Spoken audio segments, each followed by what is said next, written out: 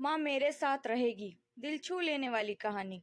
जज मेहता हमेशा की तरह वक्त पर कोर्ट पहुंच गए थे और अपने सामने पड़े ढेर सारे केसों की फाइल देखकर हमेशा की तरह उनका मन उदास हो गया था।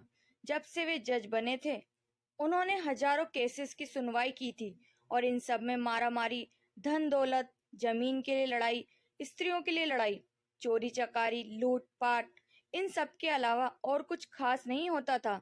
अपने रूटीन के हिसाब से उन्होंने अपने सामने पड़ी फाइलों को चेक करना शुरू किया। दूसरी फाइल उन्होंने उठाई ही थी और उस पर उनकी नजरें टिक गई। उन्हें ये केस बाकी सबसे अलग और खास लगा। उन्होंने इस फाइल को पूरा पढ़ डाला।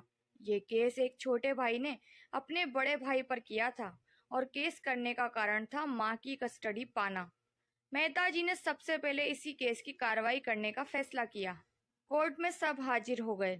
जज ने सबसे पहले छोटे भाई को अपनी बात रखने का मौका दिया। छोटे भाई ने कहा, जज साहब, मेरी उम्र 50 वर्ष है और मेरे बड़े भैया की उम्र 60 वर्ष है। हमारी माँ जो 90 साल की है, वो बड़े भाई के साथ ही रहती है, लेकिन अब मैं चाहता हूँ कि माँ बाकी के बचे वर्ष मेरे साथ रहकर बिताए। माँ की सेवा करने का मौका अब मुझे मिलना चाहिए। मैंने बड़े भैया को काफी समझाया कि अब आपकी उम्र हो चली है, अब आपकी सेहत भी अच्छी नहीं रहती और आप दिल के मरीज भी हैं। मैं अभी स्वस्थ हूँ, इसलिए बेहतर यही होगा कि माँ की सेवा करने का मौका अब मुझे दिया जाए। वैसे भी माँ पिछले 40 सालों से उनके साथ ही तो रह रही है। क्या मेरा हक नहीं बनता कि माँ मेरे साथ भी रहे? लेकिन बड़े भैया हैं कि इस बात को मानने के लिए राजी ही नहीं है, इसलिए मजबूरी में मुझे उन पर केस करना पड़ा। अब बड़े भाई की अपनी बात रखने की बारी थी। बड़े भाई ने कहा, ये बात सच है कि मेरी उम्र 60 साल है। ये बात भी सच है कि अब मेरी सेहत पहले जैसी नहीं रहती, लेकिन उतना ही सच ये भी है कि मैं सिर्फ जिंदा रह पा रहा हूँ तो इसलिए क्योंकि मेरी माँ मेरे पास है। चाहे मेरी सेहत कितनी भी खराब हो, चाहे मेरी जिंदगी नर्क जैसी हो, लेकिन मेरी माँ मेरे पास होने की वजह से वही तकलीफों भरी जिंदगी स्वर्ग जैसी बन जाती है। जज साहब, आप ही बताइए, मैं माँ को अपने से दूर कैसे होने दे सकता हूँ?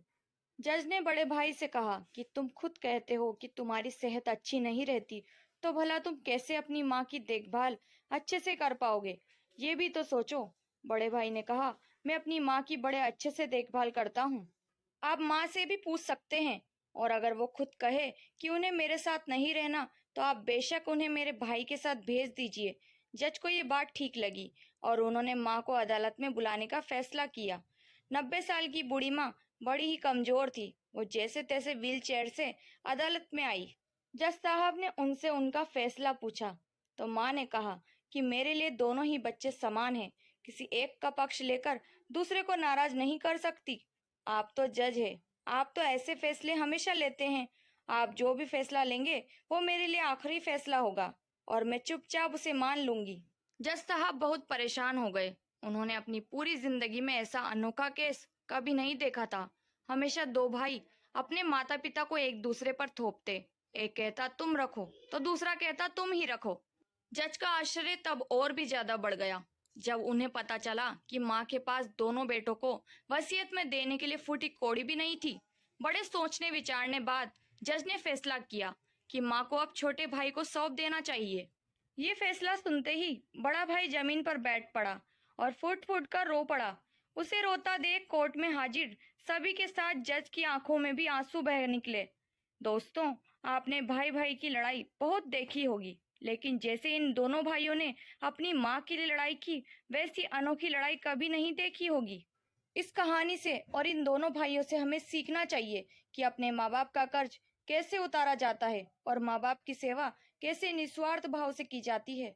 दोस्तों, इस कहानी पर आपकी क्या राय है? कमेंट करके जरूर बताएं। उम्मीद करती हूँ कहानी पसंद आई होगी। कहानी पसंद आए तो लाइक शेयर करना बिल्कुल ना भूले। चैनल पर नए हैं तो सब्सक्राइब करें, बेल आइकन प्रेस करें ताकि मेरी अगली वीडियो की नोटिफिकेशन मिल जाएगी। मिलते हैं नई कहानी के साथ।